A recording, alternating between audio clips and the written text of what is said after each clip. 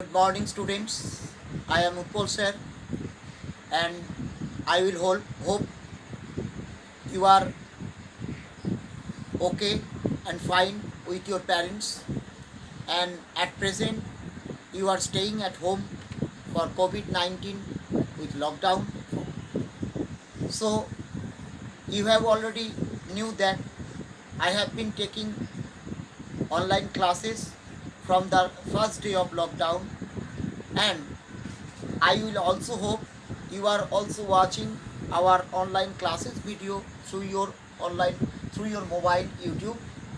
So students, तुम लोग जो CPA अप्रैल में 2020 का जो बैच और सेंटर में जितना तक हुआ थे उसके बाद घर में बैठ के तुम लोग रिवाइज के लिए और नए टॉपिक के बारे में डिस्कस के लिए तुम लोगों का स्पेशल रिक्वेस्ट में हम लोग हमारा जॉस telegraph training centre Shrirampur smart centre की तरफ से ये ऑनलाइन क्लास हम ले रहे। तो ठीक है, तो हम पिछले जो क्लास में पॉइंट ऑफ सेल के बारे में बता रहे थे, तो उसमें डेफिनेशन भी दिए थे और उसका लिस्ट भी दिए थे कैसे हम टैली में स्टेप बाय स्टेप ये पॉइंट ऑफ सेल्स एंट्री हम कर पाएंगे, और उसके बारे में हर स्टेप का डिस्कशन हो रहा है। तो I hope you are also watching our discussion. So तो at first how to create stock item, point of sales related stock item in Tally ERP9. So you have to follow these following steps.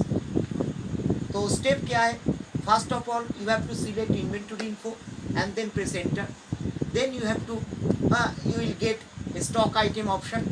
Then you have to press enter here, and next you will get a create option with single or multiple option. Then you have to press enter and then press F11 to set the related stock item related feature setting. Yes करना पड़ेगा.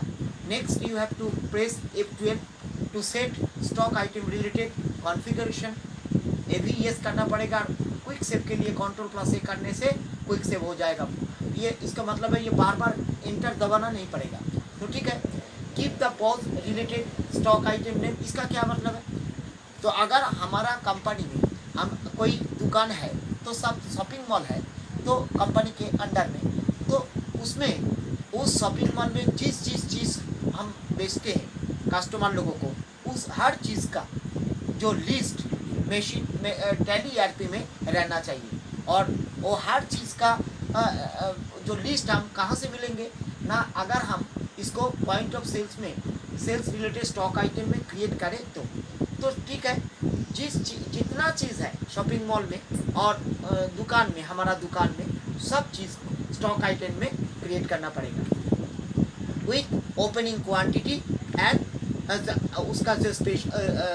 उसका जो related stock group है, उसका जो related stock category है and उसका जो रिलेटेड स्टॉक यूनिट है सबको सिलेक्ट चूज़ करने के बाद और उसका जो अदर डिटेल इंफॉर्मेशन देने के बाद उसका ओपनिंग क्वांटिटी कितना है, उसका रेट कितना है, वो कौन सी गोडाउन में है, सब इंफॉर्मेशन देने के बाद उसको एंटर दबा के सेव करना है।